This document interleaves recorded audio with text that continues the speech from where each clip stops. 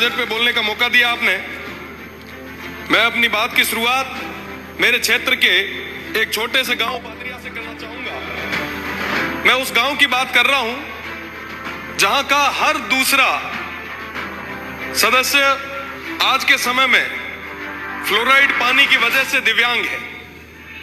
मैं मेरी बात की शुरुआत उस डीएनपी एरिया से करना चाहूंगा जहां पर आजादी के 75 साल बाद भी सड़क, पानी और शिक्षा की भारी कमी है।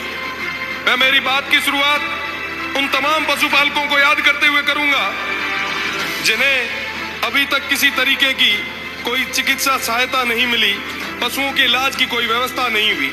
मैं मेरी बात की शुरुआत उन युवाओं की उम्मीदों के साथ करूंगा जिन्हें कहा गया था कि साहब आने वाला टाइम रमीना आप रही है बाड़मेर जैसलमेर ना मैं दुबई बना हाँ, पर धीरे धीरे उमरा सपना चूर चूर हो गया। आज तारीख रमीना हुआ ना कोई तरीके रोजगार गुण बढ़े। हमारी बात री शुरुआत हुआ तमाम किसान भाइया ना याद करते हुए करी। आज भी हमारे वो किसान भाई हाथ में पर्चियां लेके घूम रहे।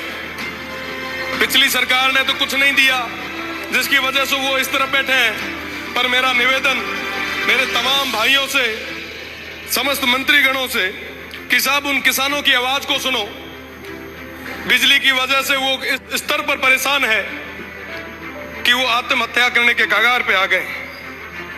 आपने अभी कहा कि साहब हम राजस्थान की इकोनॉमी को 300 बिलियन तक ले जाएंगे। 350 बड़े भूल गए जो ऐड कर दा डॉलर और लगाओ 350 बिलियन डॉलर। मैंने समझ भी को नहीं आया कि साहब आप 350 बिलियन की बात तो करो पर सीमांत क्षेत्र था छोड़ दियो। इस बार के बजट में मैंने तमाम वो मांगे रखी, प्रदेश की सरकार के आगे रखी। इन्होंने सुझाव मांगे, भर भर के सुझाव मैंने भेजे, पर एक भी जगह बजट में शिव विधानसभा का नाम नहीं डाला गया। मेरे शिव विधानसभा की तमाम उन जनता ने पूछा, उन भाइयों ने पूछा, उन बुजुर्गों ने पूछा कि साहब क्या हुआ, शिव का नाम क्यों नहीं आया। मैंने कहा साहब यहाँ बड़ो दूर लागो कि यहाँ पे एमपी रो चुनाव लड़े आया। मैं आपसे ही था, मैं कोई और नहीं था, कहीं और से नहीं आया था।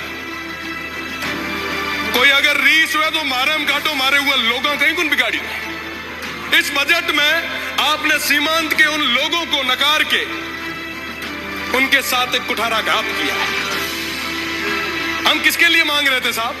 उन लोगों के लिए जो आजादी के बाद तक अभी तक उन अभावों में जी रहे, पर बदले में उनको क्या मिला? मैं आप सभी से निवेदन करना चाहूंगा, प्रदेश की सरकार से निवेदन करना चाहूंगा, अभावों में जी रहे उन लोगों की ओर आप देखें। देश मजबूत तब होगा, बॉर्डर मजबूत जब होगा जब वो सीमांत के क्षेत्र के लोग वो मजबूत होंगे। उन युवाओं को रोजगार मिलेगा, उन किसान भाइयों को बिजली मिलेगी, चिकित्सा मिलेगी। पर साहब आज के समय में कोई बात करने के लिए कोई तैयार नहीं। साहब कोई भी अगर बात है, कोई भी चीज है, आप हमसे करें।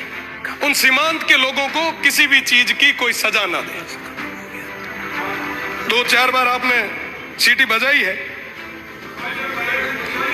मेरा निवेदन कि एसडीजी गोल पे काम करने का समय आया।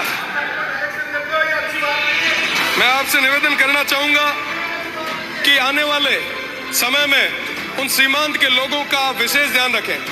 साथ ही साथ शिक्षा और चिकित्सा में हालात बद से बदतर होते जा रहे हैं। सारी सीटें खाली पड़ी है।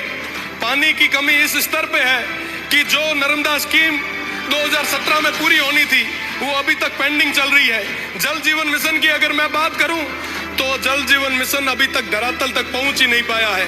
काम आधा अधूरा है, कोई मॉनिटरिंग किसी स्तर की नहीं है। भ्रष्टाचार की अगर मैं बात करूं तो गडरा ब्लॉक की अगर मैं बात करूं, सिर्फ एक गडरा ब्लॉक जो सीमांत का आखिरी ब्लॉक है, वहां पे डिस्कॉम में अय्यन से लेके नीचे स्टोर कीपर तक सब भ्रष्टाचार में लिप्त है। कोई सुनने वाला नहीं है। किसान आज खून के आंसू रो रहा है। मेरा निवेदन है कि उस गडरा ब्लॉक में जो कहीं ना कहीं सीमांत क्षेत्र पे है, वहां पे एक बस स्टैंड की जरूरत थी। मैंने कई बार आपकी सरकार से निवेदन किया कि वो देश का आखिरी बस स्टैंड है, आप बनवाएं। छोटी छोटी चीजें हमारे वो जो लोग हैं वो मांग रहे थे, पर आप वर्तमान के इस बजट में दे नहीं पाए। मुझे लगता है साहब कि ये हमारे लिए निराशाजनक बजट रहा। मैं कहना चाहूंगा हमारे लोग काफी परेशान हैं।